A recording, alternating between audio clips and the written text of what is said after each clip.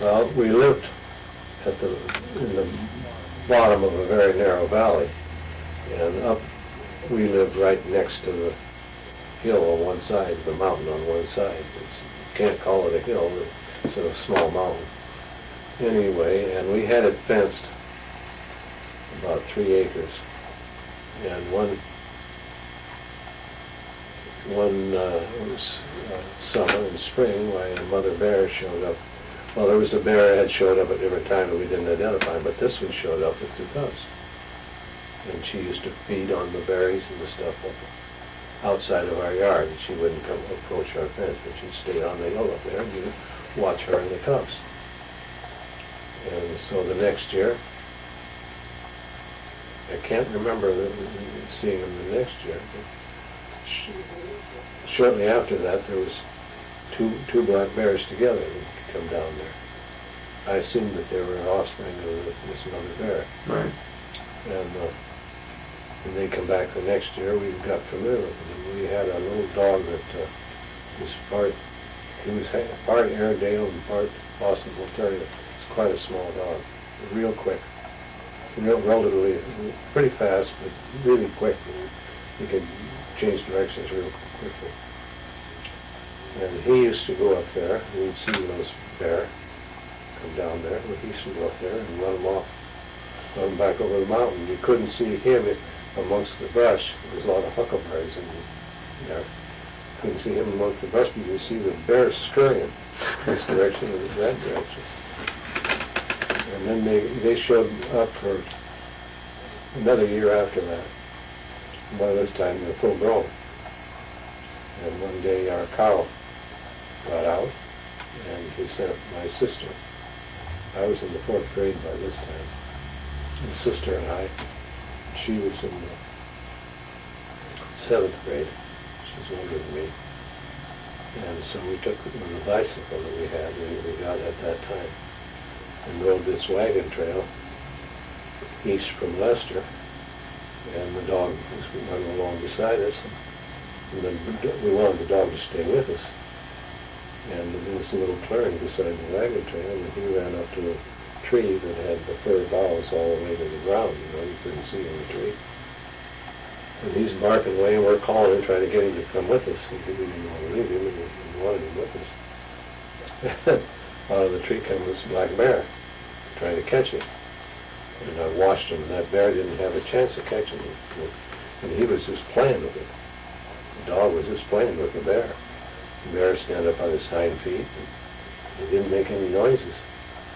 And then the dog would circle, run in circles, clear around the bear, and then he'd circle outside the bear, outside.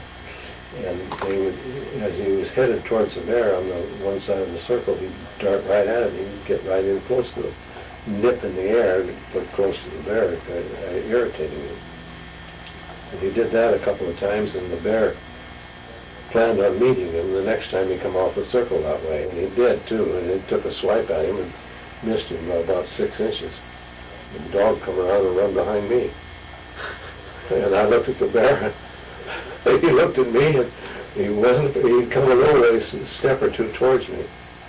But then I told him, I decided that I'd sick the dog on him. I said, sick him, Scout. And Scout went back and ran around the bear some more and just irritated him again. And he didn't make the same mistake. Then all of the tree came, in the same area, came another black bear, which is that pair of black bear that used to come down off there. And we were off on the bicycle, pedaling like mad, and the dog right alongside. How old were you at that time? I was in the 4th grade. That would have made me 5 and 4 and 9.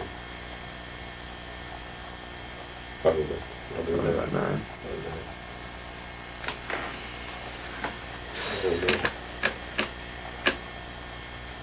How far out from most of the main buildings in Leicester was your home, and in what direction was it? Was it to the south? It was to the east. To the east. East of the school. We were the last house on the east side of town. And the town consisted of railroad tracks down the middle and with a row of houses, a single row of houses. and that was the town. There was about 50 families altogether Okay. in Leicester. In school, the school was first four grades, 1 through 4, then 5 through 8, and then 5 through 8. Is that right? And then there was 12 grades in school, 1 through high school, with four grades of each room. There were 3 rooms. 3 rooms, yeah. What's the name of that teacher that lived in Leicester for quite some time, even after most of the people were gone?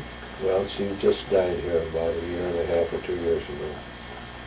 Her name was Gertrude Dowd when I had her as a teacher. And her name was, she married a man named Murphy, so if you see anything in the news, Right, you Gertrude see, Murphy. I have a lot of articles on her. I think I remember meeting her once when I was a kid when we went down into town. Remember that time when it was Bob, my dad, you, and Aaron and I rode on with you and my dad, and you had a flat tire. I remember that time, and we came into town and they fixed your tire. Yeah, I think Yes, she was there. right there Right. at that time. That was the school principal's house when they had the school there. When our school teachers came to Leicester, they didn't make a permanent residence there, and the school placed them with housing. They had houses for the school teachers.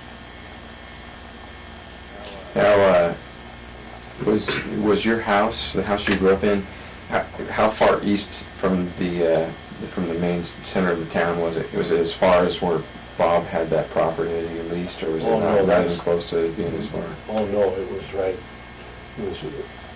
We had a common fence with that in the school. Oh, okay. So you weren't very far out of the town itself. Okay. No, we really weren't out of town. We were right in town. Right in town. Yeah. You go right, almost directly across to Saunders, off the railroad tracks to Saunders' place.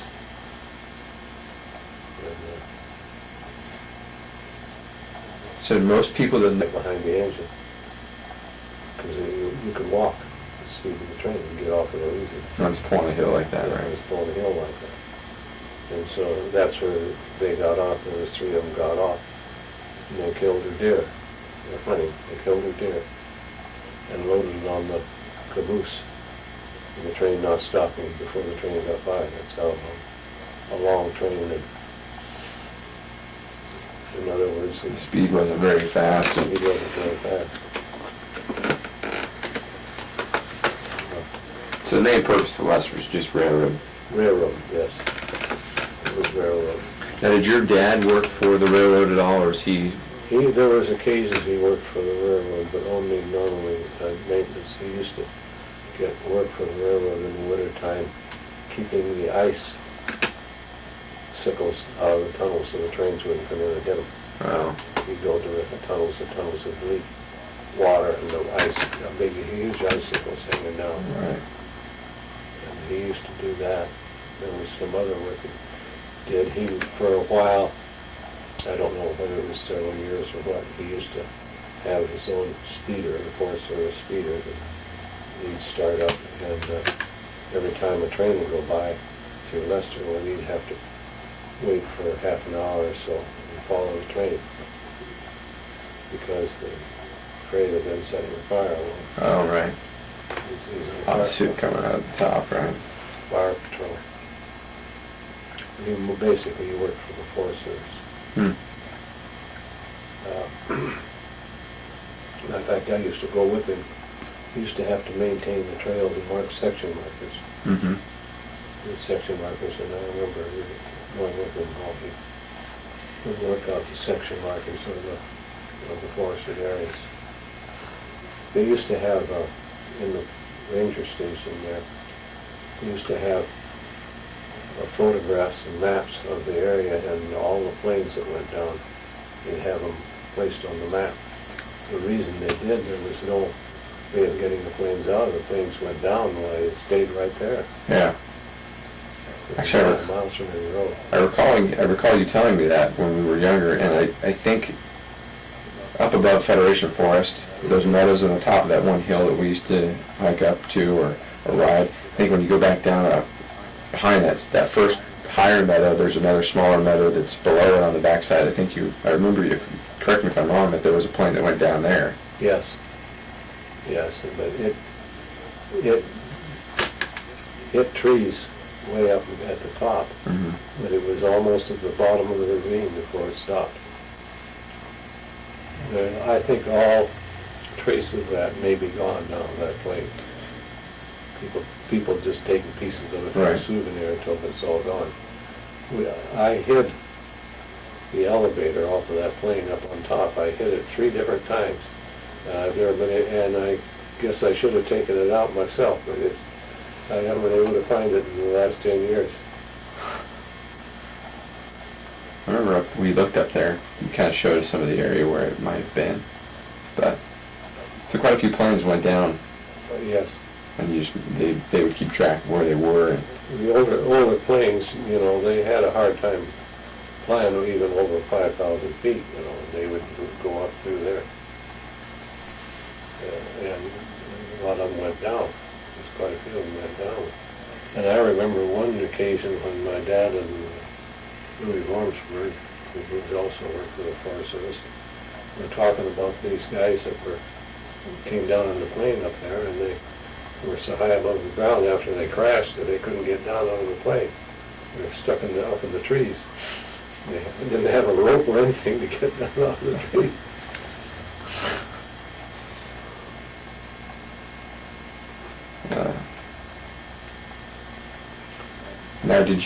Now, as I recall, your father maintained most of the trails coming out of Lester up near Kelly Butte, past Twin Camps, Yes. Calhoun Peak, all that area. Yes. He, for quite a number of years until he gave it up, he had a pack of wheels for supplying the lookouts, and that was his job, was to take water and food to the lookouts. And I can remember seeing him. He used to go east of Lester to, they call it a ranger station, where they kept the mules and the horse that he rode. And you'd see him show up back in Lester, because the trail went out of Lester, and you see him headed up the trail, up Brush Creek Trail, on his way up to Kelly Butte. And the year that he quit that, he spent time in the ranger station rather than a man by the name of Paul, gosh, I can't think of his name. It's only rumored, and I have no, it may have came from some kid, but he had tied the animals together because he wanted them to stay together, and you didn't have to. They'd never been anywhere without that mare in their life, and they'd go anywhere it was. Anyway, they slipped on the trail on the way up there, and they went down a horribly long way into the canyon. All the mules, but not the horse. And all the townspeople had to get together. Because it was in the water supply. And they had to go in and they had to burn all those mules up completely to keep their water supply in order. The water supply on our side of town, the side of the town that we were on the north side of the track. It came right out of a stream. We called it Intake Creek. What do you call it? Intake Creek. Intake Creek. And it was just right out of a stream. And it used this 4-inch cast iron sewer line for the water line. Or just enter the end of that tube and come down towards. Right down, yeah. And you didn't have, I take it, running water in the house, it was just out back? No, we had running water. It came right out of the home. Toilet, shower.